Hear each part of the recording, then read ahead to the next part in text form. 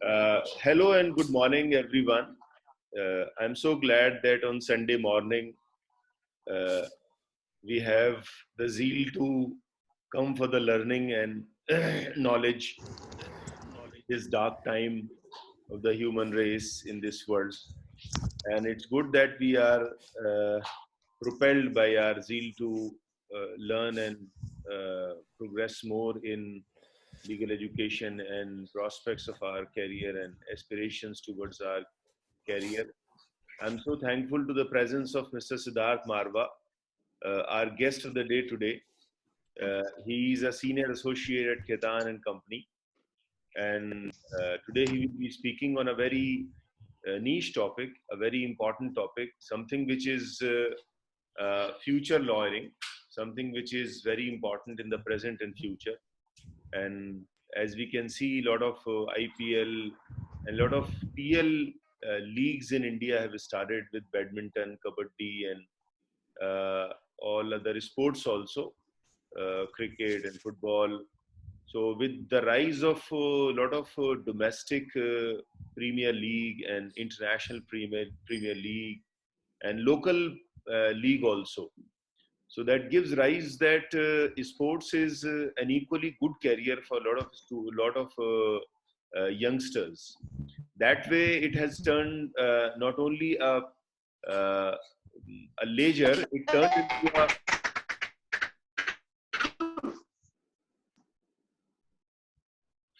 from being an only a leisure or pastime. Sports has turned into an industry. It has turned into a career. It has turned into a profession and vocation for a lot of people like doctors, physiotherapists, physicians, and sports personalities uh, when they are into guidance and coaching. And a lot of coaching institutions grow with the time when commercialization and uh, commercialization of sports turned in a country.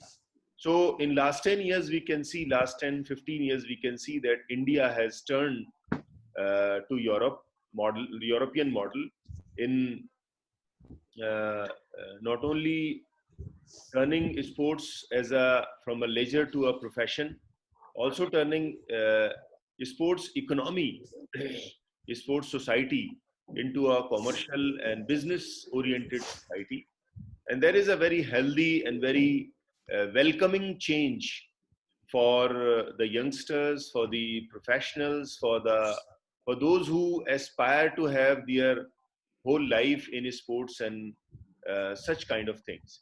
And this is also a healthy, welcoming turn for the society, for the economy, for a civilization also, because that caters to the bread and butter and the social uplifting and happiness and a lot of positives actually we receive with the turning of this side of the society and economy. I welcome my guest of the day today. I will not take much time. I will request my senior most batch student, uh, Mr. Ritum Kumar, who is the head of our CLPC, Corporate Law Practice Center. And he's the pioneer in inviting a lot of our guests to speak on very important topics for the practice and profession of law graduates. So I will request my fellow, Mr. Ritum Kumar, to speak the profile of Mr. Siddharth Marwah, and I welcome him. And I also welcome Mr. Siddharth Marwah for today's session. Please, Mr. Ritum. Thank you, sir. Good morning, everyone. So today we have amongst us Mr. Siddharth Marwah, who is a corporate commercial lawyer and is currently working as a senior associate at Khaitan and Company's Delhi office. Mr. Marwah has pursued law from the Campus Law Center, Delhi University, and comes from the graduating class of 2015. He was the vice president of the Campus Law Center's Student Union and had established the legal aid cell at his college. He was declared the best paralegal by the Delhi State Legal Service Authority. During his time at law school, he was actively involved in the Delhi University student politics and legal aid, and was awarded a 100% scholarship by the University of St. Thomas, Minnesota. His area of practice involves mergers and acquisitions, joint ventures, foreign investments, and general corporate and commercial matters. He was he also serves as a guest lecturer with certain law schools, mostly being involved with his alma mater, that is the Campus Law Center, University of Delhi, where he also sits on the governing body of the Campus Law Center Alumni Association. He was recently appointed as the sole arbitrator in a corporate commercial dispute as well. We welcome you, sir, and thank you for all the time support that you are extending to us. Thank you. Over to you, sir. Thank you. Thank Mr. you so Siddharth much. Marwah. I will now shift my host to you, and we can see that good number of students have joined today. Yes, that's correct. This is the education, and imparting education is the best way of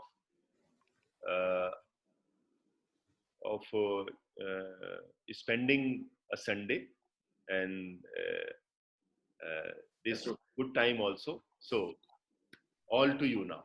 Thank you, sir. Is my screen being shared? Is it visible? Yes, perfectly. Yes, sir. Yes, okay. sir. Thank you so much, and thank you so much, Salim sir, and thank you so much, Ritam, for having me over here today. And I think we've been discussing this, and I've been discussing this with Ritam, that the initial idea was that I'll come over to the college and we'll have this session in person, but such other times, and so, but thanks to technology that we've got this opportunity to be able to interact with students sitting safely in our homes right now. And thank you so much to all the students who've come over here and who've joined on a Sunday morning, like sir said. So that's very good. And thank you so much for that. So today's topic that is there is an introduction, just a brief introduction to sports law in India. As most of you must be aware, in India, sports law as such is not something which is a very codified law, or you have a lot of rules and regulations over here. It is something which you make use of all the existing laws in the country just to try and steer a way through. But like Salim sir also said during his inaugural address, that sports in India has grown over the years, ever since the IPL has come, and most recently the ISL, the Indian Super League as well. So cricket, football, and all the other sports, it may be hockey, kabaddi. So with coming of these Premier Leagues, there has been an increase of sporting opportunities in our country. In fact, over the last 1 year, I've had the opportunity of being involved with a lot of sports deals. The most important of them being that we represented recently the acquisition by Manchester City of the Mumbai City FC Football Club. So that was when I actually, last year, we started deep diving into the entire gambit of sports laws in the country, when we're trying to go through what is there, what is not there, how exactly do all of these sporting bodies function. Is there a particular central law which governs it? How does it happen? And when throughout our way, we realize that it's a very interesting field which is there. So what we'll discuss today is firstly just a broad outline of the legal framework for sports law in India. After that, basically, because obviously recently we've done delved a lot into football laws. So introduction of the Indian football structure, how do Indian football laws work, along with taking the example of the ISL. Say for a league or a club to function in the ISL, what are the laws which are there? How does it function? Basically, see, there are a lot of things from the club regulations which are there, the licenses which you require to run that club, along with the fact that you have player contracts. How do those player contracts work? How do player transfers work from a legal perspective? So that's there. So I think if we just start on it. So if you see basic legal framework of law of sports in India, like I said in the beginning, there's no centralized sports law in the country. How it works is that initially we had a national sports policy which was there, which just sets out the broad aspects of how there should be national sports federations and how they should function, but we never have a centralized law. In India, we have the utmost sports ministry which is there, is the Ministry of Youth Affairs and Sports in India, which looks after all the sporting activities in the country. Under this, they've launched something which we have, a National Sports Development Code of India, 2011, which says that every sport in the country will have a national sports federation. And that national sports federation is something which will look after the governance and the running of that particular sport in India. It is under this that you see a lot of these NSFs, which are there, the National Sports Federations. You have the Board of Cricket Control in India, the BCCI for cricket. You have the Indian Hockey Federation for hockey. You have the All India Football Federation, which is for football. You have the Indian Basketball Association, the All India Tennis Association, etc. So all these national sports federations which are there, they are entrusted with the responsibility of looking after that sport in India. What they do is that these are all autonomous bodies. So these are not government controlled per se. So they won't come under the definition of government or a government authority. So they are autonomous bodies who are functioning. But they are in charge of selecting the national teams for a country, the coaches for our country. They sell the broadcasting rights. They earn the revenues through that. So all that is monopolized within these national sports federations. Correct. Now, how it happens is that most of these national sports federations in turn are affiliated to something, say, on the regional level. So there would be some Asian body to which these will be affiliated. And then ultimately, there is a global body to which all these sports authorities are affiliated. Like in case of cricket, the BCCI is affiliated to the ICC.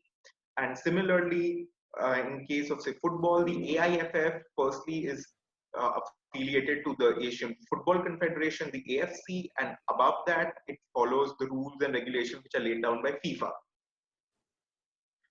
So now if we just take an example, just to explain all of this about the football structure in India. So say for Indian football, how it functions is that in India, the main body which is there is the AIFF, which is the All India Football Federation.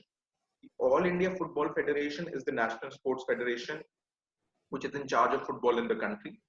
The AIFF in itself is affiliated to the AFC, which is the Asian Football Confederation. The Asian Football Confederation looks after all the members of playing football within Asia. The AFC then is affiliated to FIFA. Right. Now, you would have seen that recently there has been a lot of news with the charging of an ISL. The ISL coming into the picture, you have the Indian Super League coming, and there was already the IB which was there. Initially, there was a lot of controversy when we had two leagues playing in tandem with each other, because FIFA says that it only recognizes one Premier League to be there in the country. FIFA says there's only one Premier League in the country. So there was a lot of controversy which is still there, and it might lead to a lot of legal repercussions going forward, which is there. The ISL and all these Premier Leagues, which have now started coming up all over the country, so basically, how do they function? So is the ISL, what are the rules which the ISL follows? How is it that it's the ISL or the I-League are functioning within the legal framework in the country? Is something which today's lecture and today's discussion is some broad points which we'll discuss, and how the sporting leagues are going to function going forward. When we were starting this transaction, we read a lot of material about how things work, and like Sir rightly said, that how sports has grown in this country is very remarkable over the past few years. Football in particular, so before the ISL came into the part, so we were looking at a lot of these investment pitches which were made to us. So we were representing Manchester City when this all started, and we were looking at a lot of these investment pitches which were there, and the details of how they all worked about it. And it's very fascinating when you actually see that initially when they were starting with it. So right now, the Indian Super League, you say the ISL, which has played a huge role in the development of football. When it started, so it was obviously it's backed by Reliance. When they started with it, they initially entered into a broad contract with the AIFF, which is the All India Football Federation, wherein they got the right to start their own league. When they started with it, the condition of a lot of these stadiums which were there and a lot of these areas, it was very bad. It was not up to the international standard which is there. So a lot of initial money had to be spent in order to develop the infrastructure. Once that infrastructure was in place, but when then the ISL started. But initially, when the ISL started, the problem it had and the problem it was facing was that it was not the apex or football league in the country, because of which they were not affiliated with the AFC or FIFA. Now, what are the downsides of that is it's not, so nobody can stop you from a legal perspective of having your own league or starting or playing with your own league. But if you do not get your recognition from, say, the AIFF, the AFC, or FIFA, then the major downsides of that are that you are not eligible to participate in any of the national tournaments which are happening. So if there is an AFC Cup or there are any other football tournaments which are happening on a global stage, you are not eligible to participate in all of them. The players, they do not form part of the rankings which are there. The matches are not taken into account. The goals over there are not taken into account. So more or less, it's just a private thing which you are hosting, which is alienated or different from the existing football regime which is there globally. So the ISL initially faced that problem because it was not the apex body in the country. But now that has been resolved, wherein anybody, any team who ends up winning the ISL gets to play in the AFC Cup. That is something which is different from how, so that created a huge problem, and there's a lot of litigation which is happening because the I League, initially the winners of the I League were the ones who were there, who used to get a chance to play in the AFC Cup. Now, the I League in its case, and there's a lot of litigation if you actually look up to it, the I League said that we had initially entered into and we put in a lot of money on the premise that our teams get this chance to play on the global level. And this is not something which we knew that you would unilaterally change, thereby putting us on a back foot. We put in a lot of money, we put in a lot of revenue. In the hope that will generate a lot of revenue. But if today we are not the number one sports league, football league in the country, that creates a lot of problem. So this is something which is happening. The FIFA, in order to say this, has come up with a paper also where they're saying that going forward there should be something that both the ISL and the I League should merge with each other. But let's see how that goes and where that goes. But now when we come to, so this is just a broadly how it's all working out. But when we say come to the ISL and we say that what all is there in the Indian regulatory structure of football, the apex body, which is the AIFF, has all its rules and regulations. And those rules and regulations are what everybody else has to follow. The main regulations which the AIFF has the AIFF constitution. There are the AIFF regulations for the status and transfer of players. The most important of these is the Indian Club Licensing Regulation. There is an AIFF Code of Ethics, AIFF Disciplinary Code, amongst a lot of other things. The AIFF Constitution sets out what all clubs can take place. What is a club? Not only what is the club, it also helps you set out, the AIFF regulation and constitution sets out that every state, so AIFF is at the national level, but then every state has to have its own football association, and within every state, every district has its own football association. So ultimately, how it's supposed to be is that the AIFF gives recognition to all this and recognize all the state associations under it, and then the state associations further go for the district associations. A club, a football club which is there, has to get itself compulsorily registered and become a member of firstly a district association, a state association, and then the AIFF. Without that, you cannot play. Now now what happens is that obviously the primary crux of every team, and what is there is that right now we're discussing football because just to take an example, because obviously every sport or every, say, cricket will have its different regulations, or hockey would have different regulations, but just for an example perspective, because it's very similar. In fact, what we have done, so we in the past have worked for an acquisition of an IPL team as well, and so along with this, and what we realized when we were doing both of them were that more or less, I think 90-95%, all the laws, the way they function, within the league, the rules which are there, the laws which are there, they're all the same. I think what have happened was that because IPL was the first league which came up, the cricketing league in India, so all these other leagues have just taken a leaf out of there. So they've taken the structure which was already created and they've just worked on it. So that's why most of these leagues, and currently we were working on for the Kabaddi league, which is there, and it's all the same. I mean, all the basic laws which are there, how it functions, the player registrations, player transfers, more or less everything is just the same. So this is just an illustration that's why we picked up football, because I thought it's something which is more interest to students as well. So now when you have these players which are playing, so every team, the crux are the players, but there are a certain the rules and regulations which govern the functioning of the players, along with the fact that which players you can take, which players you can't take. Most important of these, see, the AIFF regulations about the status and transfer of players. Now, what do these say? The AIFF regulations for the status and transfer of players say that each and every player which you have for a team, so there are two types of players. So there are amateur players and they're professional players. So the amateur players will not be eligible to participate in the national tournaments, and the professional players which are there are the ones which get that recognition. Now, those players have to be compulsorily registered with the AIFF first.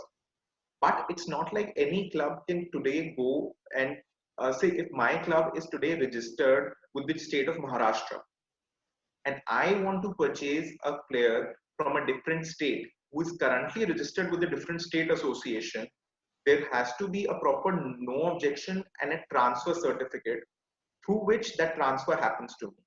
Even during the playing of a league, you cannot just go and buy another player who's already registered or contracted with another league or another state without taking an NOC from that club or without entering into a proper loan agreement or a transfer agreement.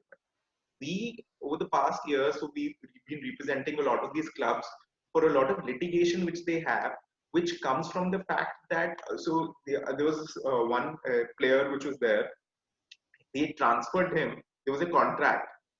His contract with the team said that if he is transferred to another team, he will have to pay a percentage of what he gets from that team as part of his transfer to the club as a transfer fee.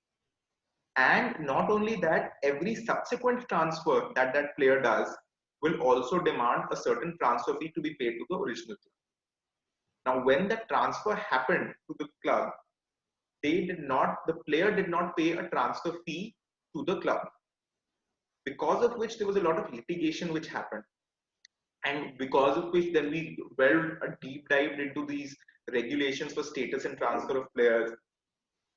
And so all these laws and regulations, they come into play. So ultimately we were able to get a stay order for our player, because then going beyond the AIFF regulations, what we brought was restraint of trade. We said that under section 27 of the Contract Act, this is a restraint on trade. There was a lot of arguments which happened, but ultimately we were able to get a restraint over there. So the state of players, it checks the fact that which players can be onboarded, how do you transfer players, how do you buy players, and how are disputes in relation to the players to be resorted. So it says that if there is any dispute in relation to a player, there is an AIFF committee which looks after it. So it's not that your usual dispute resolution process or mechanism which is there, in which you go to the court under the Indian Arbitration Act and you're arbitrating the dispute resolution. AIFF has its own code over there. If you see, but how do these clubs function? So now the basic license which they require, all the football clubs which are there, is the Indian Club Licensing Regulation. Indian club licensing regulations of late have created a lot of controversy, because of a lot of the clubs are unable to meet the standards which are set out in the ICLR regulation. In fact, every year only 3 to 4 of the clubs which are there are able to qualify under the ICLR, and every other club has to go forward and demand to get these exemptions, an exemption from them, and pay a fee and pay a penalty to take that exemption. The ICLR initially was not important, because initially the ISL clubs were not required to follow the ICLR.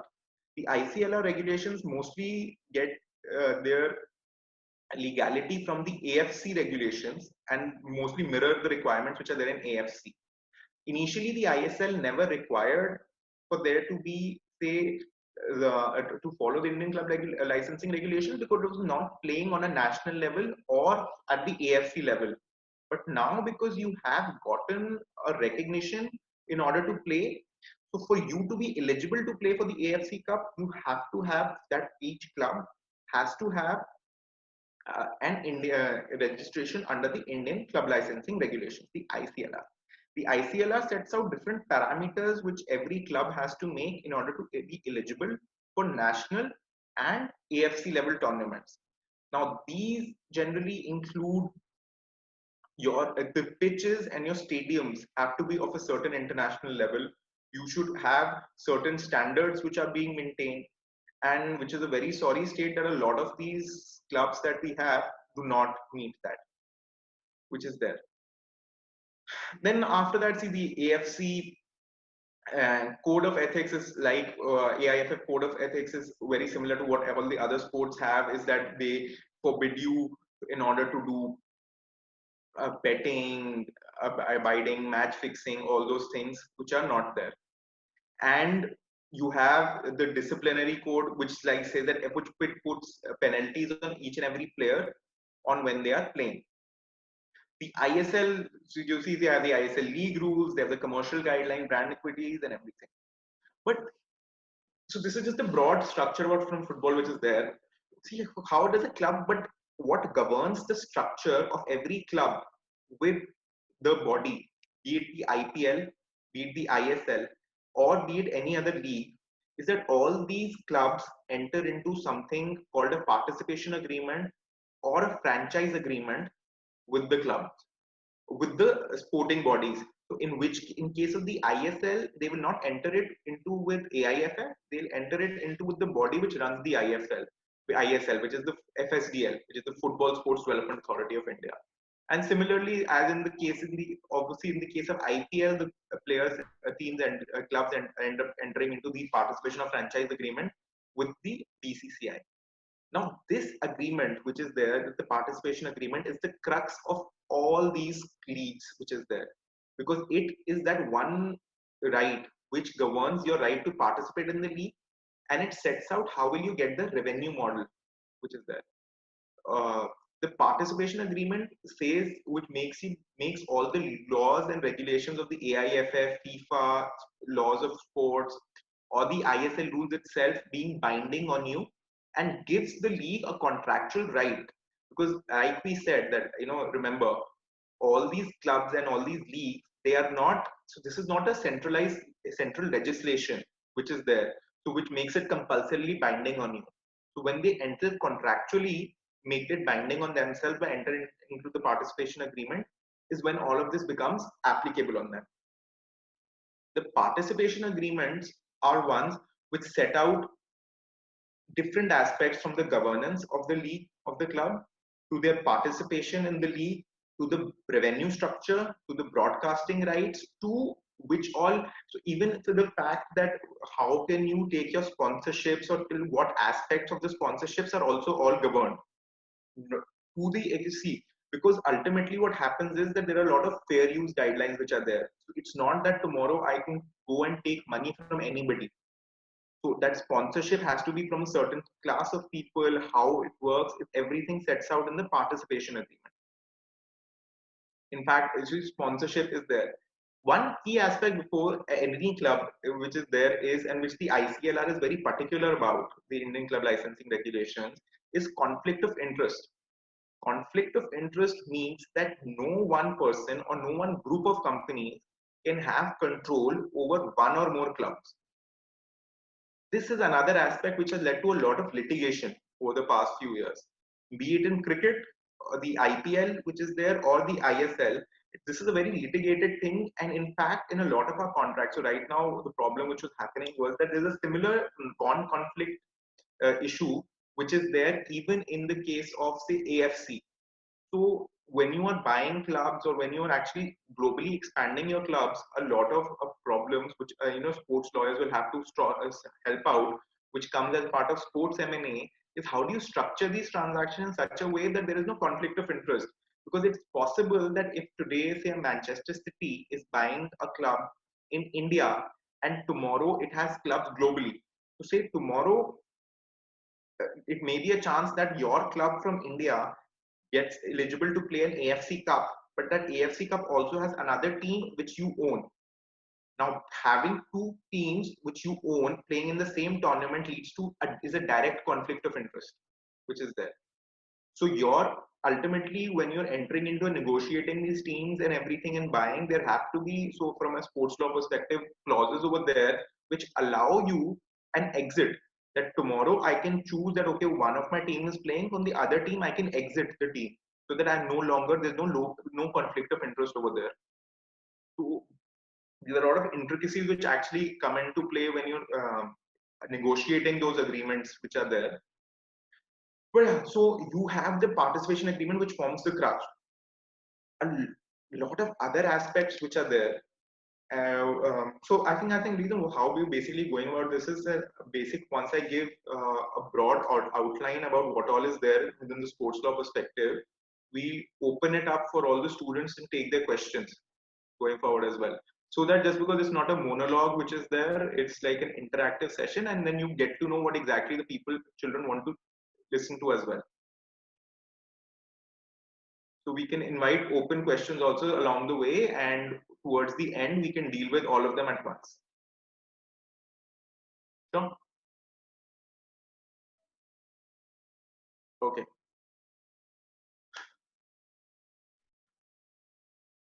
The other things which we see over there, and hugely, which I've seen from a sports law perspective, and which we work on a lot, along with the fact that we need to figure out that the player transfers are done properly, their proper transfer agreements in place, their proper player loan agreements are in place.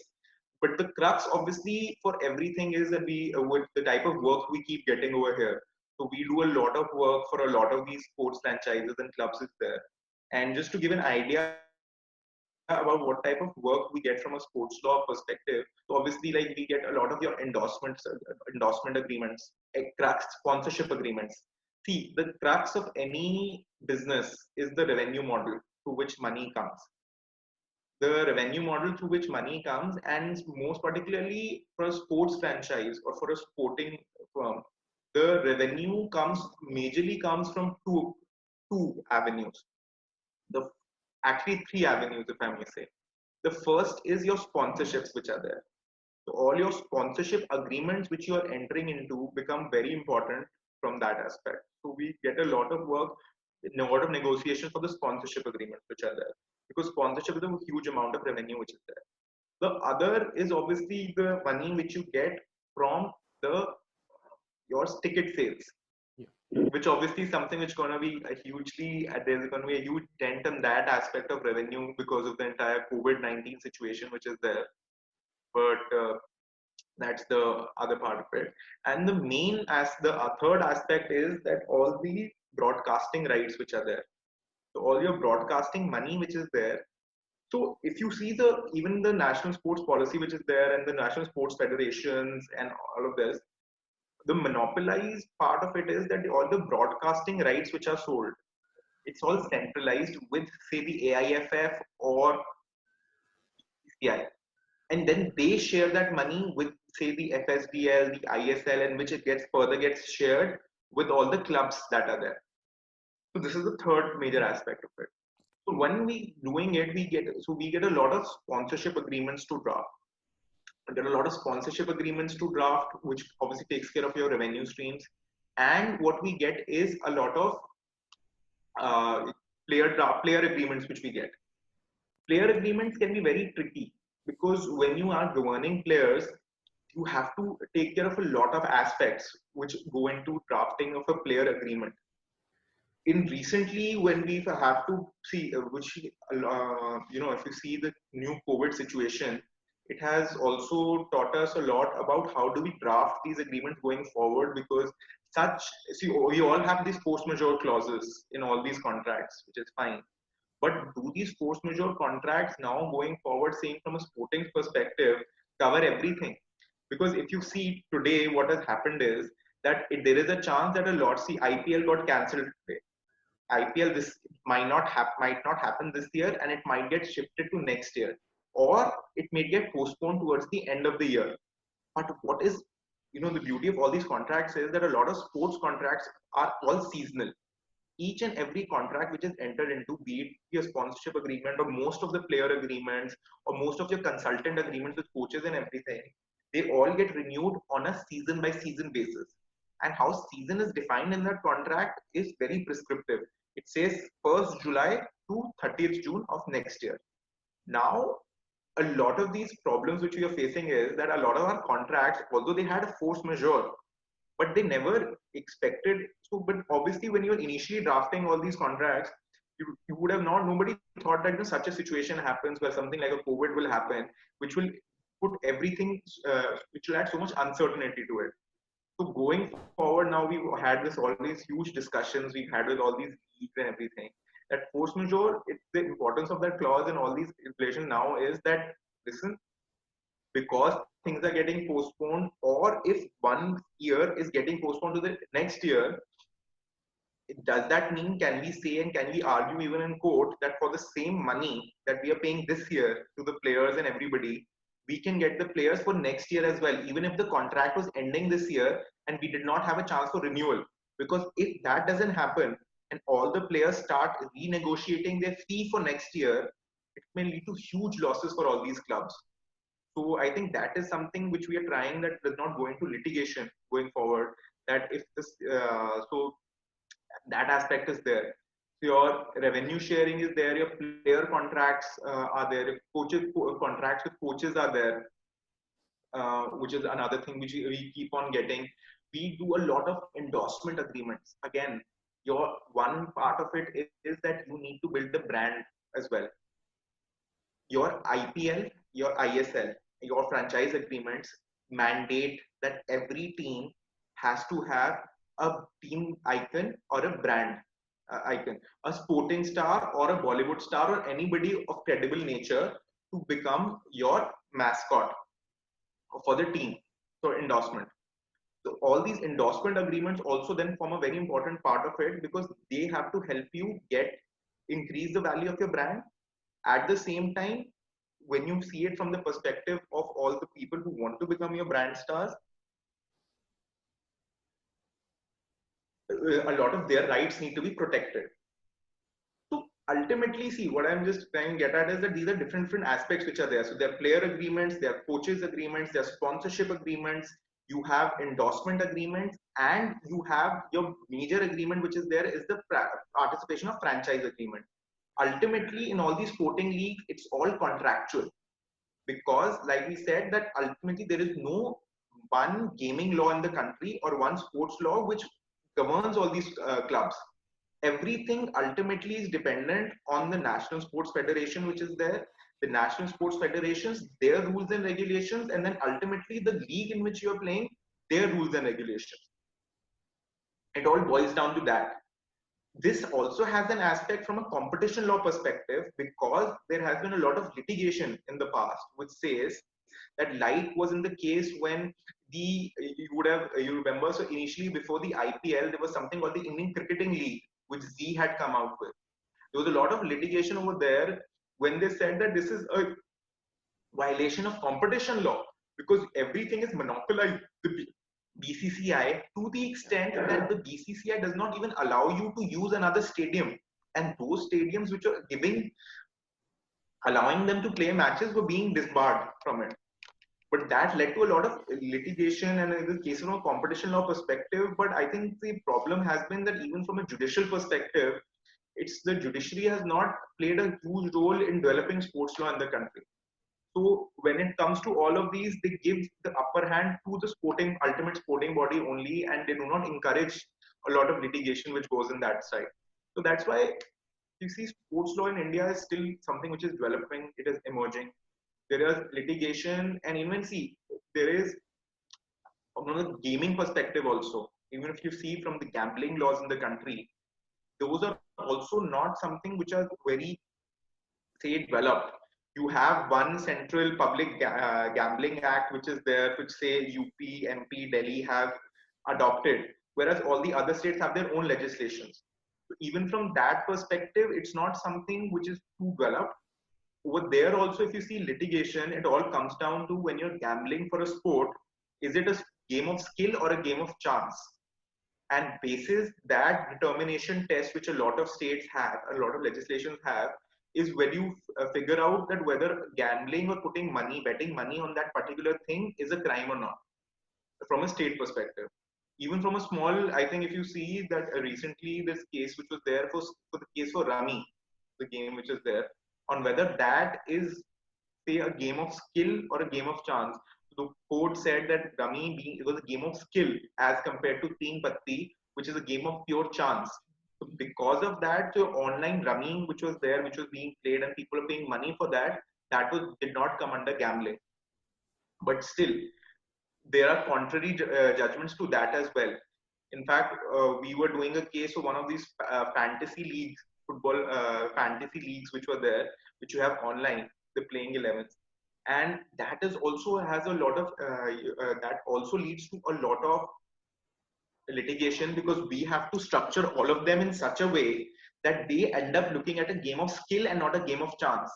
Because then what you argue is that our team, so these fantasy 11s are not based on the result of every match, which can be on chance, but it's on the skill of the person choosing his team basis the statistics, that it comes as a game of skill.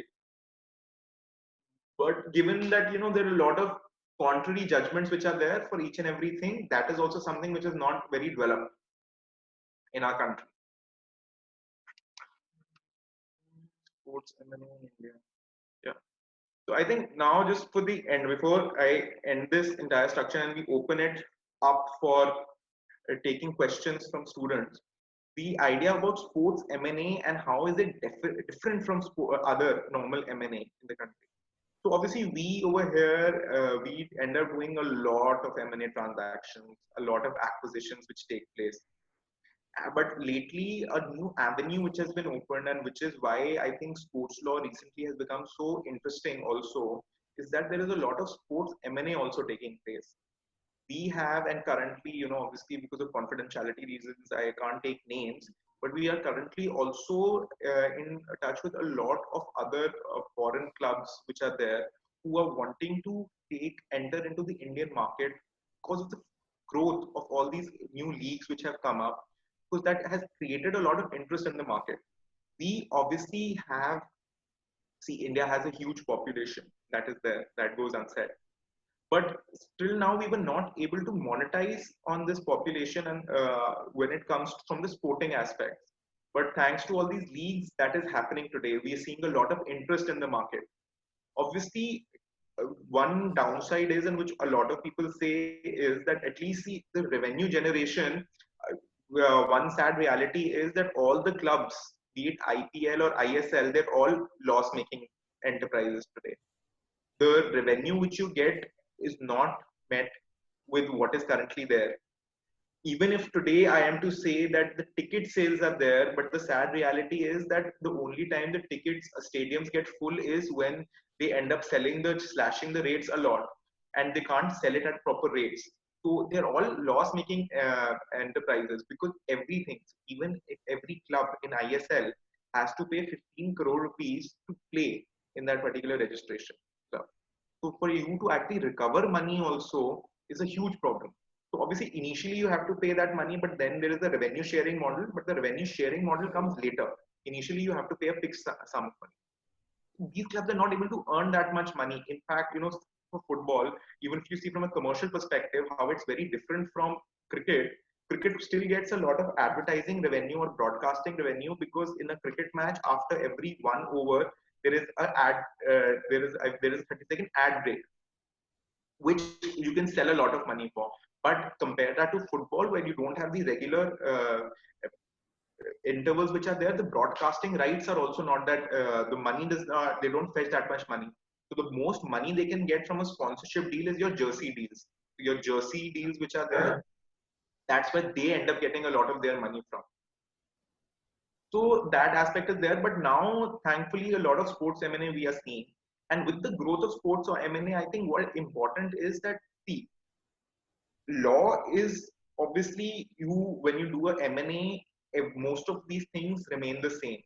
The dynamics when you're buying a company will always remain the same, be it on the buy side or sell side. When you as a lawyer, M&A, the most important aspect if you're buying a company is to make sure that you're buying the entire assets, you get the entire governance of the company, and you make sure that there are no past liabilities which you end up incurring or taking on when you're buying the company. All that remains the same even when you're doing sports M&A.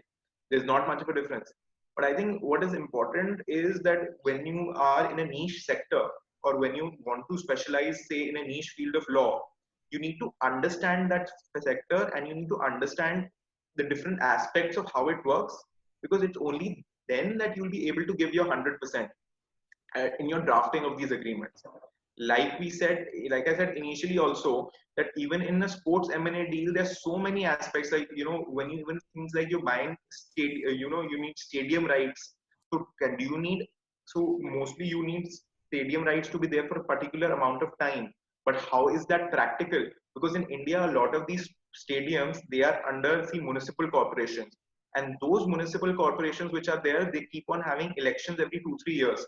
So no current corporation is willing to enter into a long-term stadium contract with you, which can be questioned when the body changes or a new election happens and new people come, and that can be questioned or challenged over there.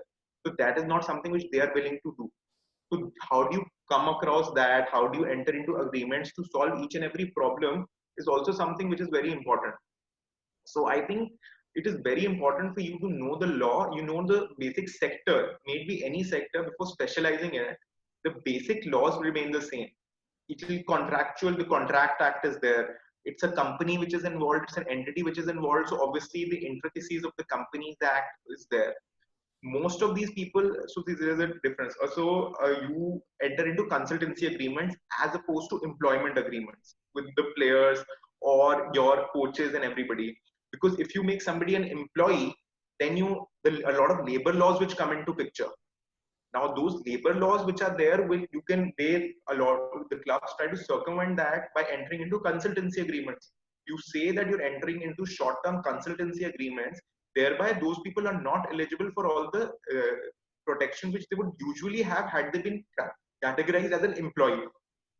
These are some things which are being, I think time and again we keep hearing that the bill is in place, a legislation is coming, which will take care of all of these things. But till date, there is nothing. So people keep taking advantage of these loopholes. And, so currently no employee, no player, no consultant is a full-time employee. They don't get any benefits. It's just a consultancy agreement. You get your fee and that is done. So I think these are things which going forward may be addressed when we go forward. So I think now what we'll do is, I think if we have some questions which are there. Yes. So if you could just scroll through the chat box. Ritum, let first take the questions from the chat box, and Yes, afterwards we will allow students to raise hand and then ask the questions. yes, sir. So the first question in the chat box was whether these regulations are made by the central government or are these made by the individual autonomous bodies? They're all made by the individual autonomous bodies. So everything. So if you see the BCCI or the AIFF, they have their own set of rules and regulations which are there. So like these things which I was telling you, the AIFF constitution, the AIFF rules for regulation and status of transfer of players, the disciplinary code, everything is something which is made by the AIFF. In turn, all these leagues also have their own rules and regulations which are then made by the leagues themselves. The only idea being that yes, ultimately, in fact, what is there is the AIFF has to follow is what the AFC says, the Asian Football Confederation, and then which the FIFA says.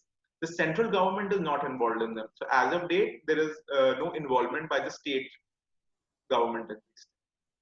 All right, sir. So the next question is by Ishan.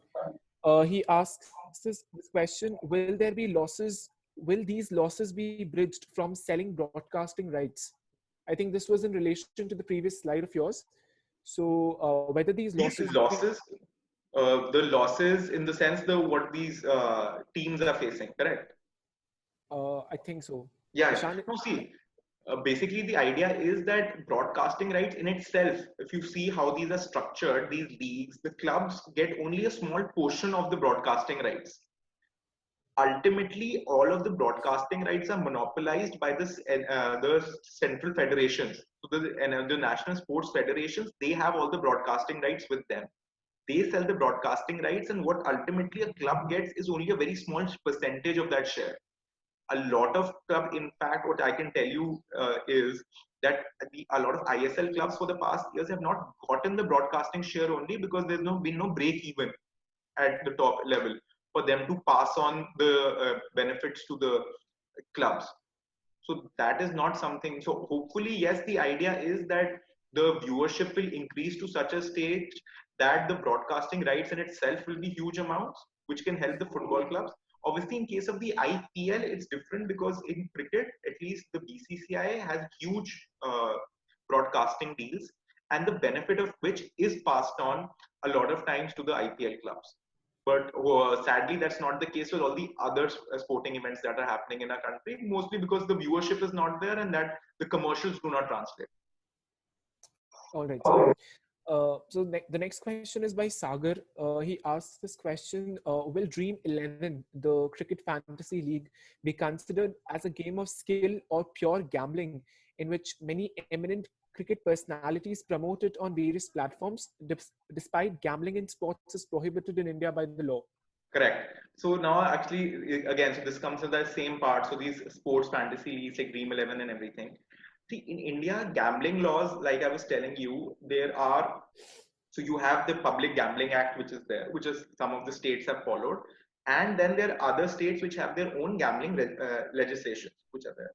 Gambling, which they come to define, is generally all these legislations say that gambling is the act of wagering or betting for money or money's worth, and they give exceptions being like horse racing and if you're putting money on something which is purely a game of skill. Now this question on what is and what is not a game of skill or what is a game of chance is something which has been hugely debated when it's and legislated at a lot of levels, but ultimately that test, so like I was telling you that even say what was happened in the case of rummy, which started that one of the initial cases happened was that online rummy games were being played, and the idea was that are these games a game of skill or a game of chance? And when the court actually went on to it, so the court said that, see, ultimately, if you compare them with, say, a teen patti, where it's all just based on 3 cards which you get, and it's pure chance. You take that deck, you shuffle it, and then you distribute the cards. So it's all depends on the cards which you get, and it's a pure game of chance. But how they differentiated rummy from that was, and the same thing happened when poker was also, the question of poker also came, was that when you take these games, even though the cards which you initially get are based on chance, there is a certain preponderance of chance over there. But how skill takes over going forward is that you have to keep changing your cards, you have to keep memorizing the card which the other people have kept and what is there. So it requires a lot of skill. And then so that's how they differentiated it. The same thing now when cases started coming up for these fantasy leagues, they also have taken the stand, and which that's why they are still running. And the stand which they take is that what they do is a game of pure skill, and with obviously with not a game of pure chance. The reason being that what they are betting on mostly is that you make your own team of 11 players. When you choose these 11 players, you put in a lot of thought and skill in deciphering that, okay, this player has had a good track record, this player has made these many runs over the past years. So you try and make that situation, you see their current form, and then you choose your dream 11. Whether the team ends up winning or losing a match is not the determinant for a lot of factors for that dream 11 which is there, or your score over there, and it is ultimately your skill in choosing the team which leads there. So currently, yes, even though it is still not a very crystal clear path and it's still a lot of gray area over here, but the view which is there is that these dream 11 is a game of skill. And these fantasy leagues are not gambling. All right, sir. So the next question is by Shashwat, which is in respect to mergers and acquisitions in India. He asked whether is there a cap on how much stake a foreign entity can own in a particular team. No. So I think this is in regard with the FDI. FDI. No. So see, like you said, so just for everybody else, a generic overview is that in India, how it is like in other countries, for the foreign regime which is there, foreign investment regime is there, obviously the government wants to control it, that there are certain sectors which have sectoral restrictions, where after a certain percentage of foreign investment, you require governmental approval. For everything else that is there, there is under the automatic route. And the automatic route is that foreigners can invest up to 100% without requiring any government approval. There's no interference. Sports in India comes under the automatic 100% route, and it is not regulated. So you can have a foreign company buying 100% stake in an Indian football club or a team. And by particular team, I mean a football club which is there also, right? Yeah. The next question is with respect to transfer of players is yeah, with respect to transfer of players, how the agent fees work in India, and is there any cap on the same, and how does the transfer of player who is yet to become a major works? So there are two, three aspects in this. In respect to transfer of players, agent fees is something, it depends from player to player. It is not something which is regulated, if I were to say. Now, what happens is that it depends on the contractual arrangement which ultimately the players have with their agents. I have seen a lot of players who are there without agent. The clubs directly negotiate with the players. We directly negotiate with the players, enter into the contract with them, and then buy them out or transfer them from one team to another. But there are certain players who have contractually written in every case that all the interaction with them will be through their agents. Now, their agents, the fees which they agreed with their agent, the remuneration structure, how it's done, it's all contractually done.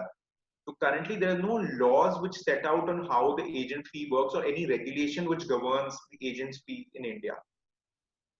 And how the transfer of a player who's yet to become a major, see, it also depends on whether yet to become a major would be obviously minors when they're entering into a contract. I think from that aspect, see, the one thing is there with amateur and professional player. The amateur player is a different thing altogether, regulations which are there, but a professional player, how the AIFF will keep a control is that every player contract also which you enter into has to be registered with the AIFF. So the AIFF has to have a record of what is your commercial understanding with each and every player. If you are a minor, how it obviously, like we safeguard that contract is like any other contract, is that you get your parental guardian to sign it along with you. So we obviously make sure that the parent is signing along with the person on behalf of it, and as soon as the person attains majority, we enter into a new fresh agreement, which is mostly an agreement which ratifies the previous agreement, saying that now because I'm no longer a minor, I can enter into this agreement. All right, sir. The next question is by Rohit. What were the grounds to disallow Indian Cricket League when BCCI is not a government body? Why other private players are not allowed to organize tournaments? So see, there's a difference. It's not like you're not allowed to organize tournaments. I can organize a football tournament in my school. I can do a lot of things which I want to do. But do I get recognition for that? Or do my players get a recognition for that? No. The BCCI in that judgment, which it ultimately said that it is not state.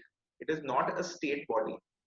BCCI said that, see, the ICL, what happens is that a lot of these stadiums which are there, these are ultimately affiliated with the BCCI because they get a lot of grants from the BCCI for their functioning, and plus they are in their panel for all these stadiums where all the major matches take place. So mutually those stadiums would want to be within the BCCI's panel and would want to be affiliated with the BCCI so that they keep getting money and recognition from the BCCI.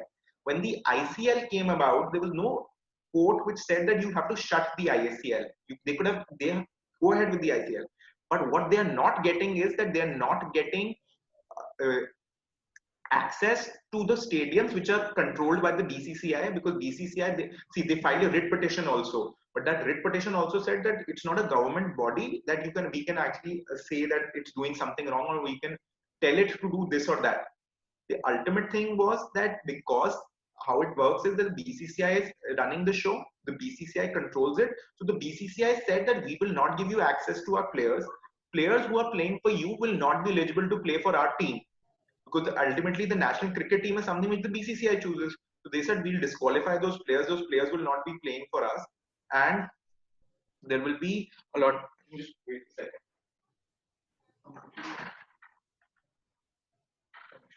Yeah. So those players will not be allowed to play. So it was not that the government, there was a regulation or there was a law which barred the ICL from happening. The Indian Cricket League could happen, but ultimately how they squeeze them out. And this is what I was saying, that this is a competition law concern which needs to be addressed somewhere down the line. That what they did was that ultimately only one ground in Panchkula or Haryana was allowed for the ICL to take place, because of which they lost out on a lot of revenue. Because how these leagues would generally work is that there are different state teams. Every state team will have a home match. The home match will help you gain a lot of your local fan following, your local crowds would come in, your revenue generation happens.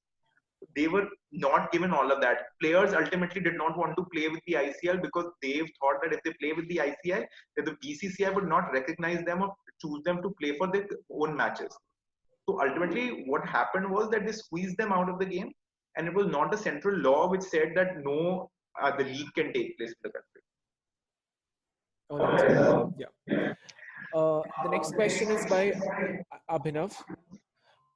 He asks, what was the inference of Lodha committee on sports law lately in 2015?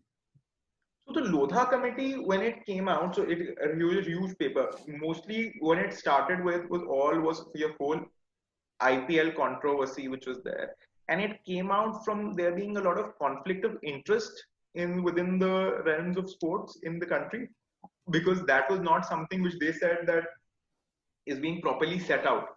What happened with the ISL case also was that and with the IPL case also was that Mr. N. Srinivasan was the chairman, but he was also owning a team, and how there was a lot of conflict of interest which was taking place, and the decisions, and obviously the betting which happened.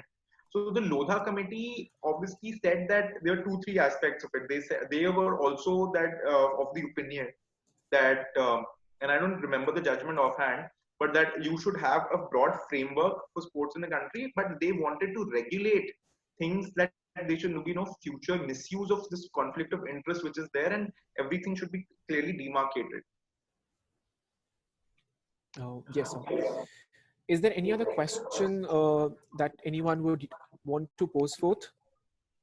Agreement with guardian, I think somebody written, may not be valid. Agreement with minor. Yes. Anyone else with any other question? So there was this one question by Mitu, wherein she's asking to repeat once more on sports M&A. So if you could just briefly... I'll just do that. Yeah. See, I'll just briefly tell you about M&A in India and how sports M&A can be more specialized than that.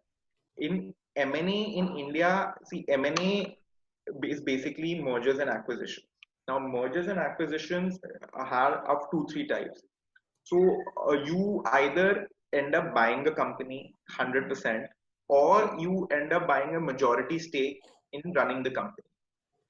In how a lot of clubs are structured is that there is say I open a company, and that company ends up representing the club. So the club is not a separate entity, but it's basically a company which is registered, say, under the Companies Act, and that company, because has entered into a participation or franchising agreement with the governing body, ends up running the club. Now, when you're buying a club, you're ultimately putting money within the company only. So you end up buying the company. So you can buy the company, or you can buy a stake in the company. That stake can be a minority stake that is below 50%, or a majority stake which is there. Depending on what is the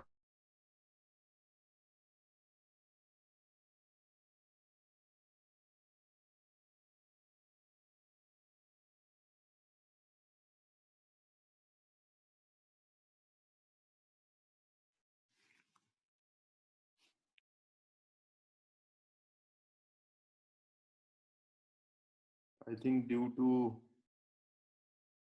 this. Manage the company so that nobody's rights are played with. Now, sports law and sports M&A, how it is different is obviously the basics and the intricacies remain the same. Correct. But like any specialized sector, when you are negotiating these agreements, so say when I'm today, I'm entering into a shareholders agreement or I'm investing into a company and I'm not buying them out and say I would just buying a majority with the existing shareholders remaining.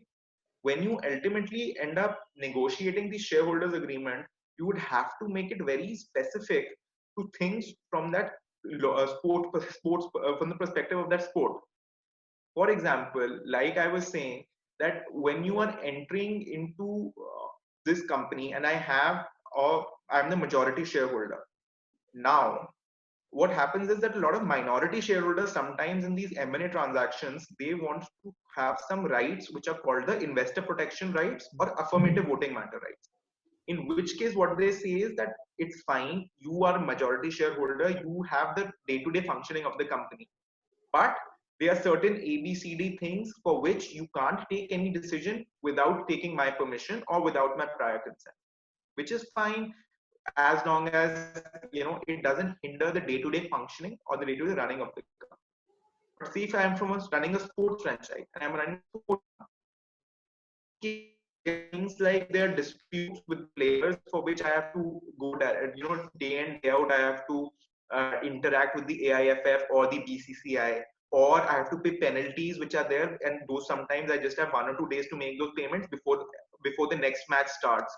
Or there are things that today the window for buying a player is open and within 2 days. So there are a lot of these sports specific situations which are there, which or say that if tomorrow one of the things is there is that there is a lot of child abuse which is there in sports, there are criminal matters which happen on a lot basis.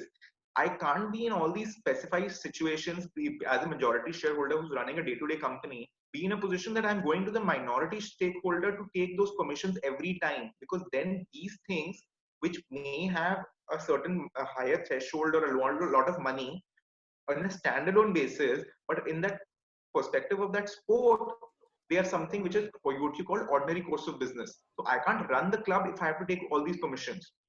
So it's very important that we understand all these intricacies which are involved in running the business while we're drafting all these things, so that tomorrow there should be no problem for a majority shareholders buying the company to face these on a day-to-day basis.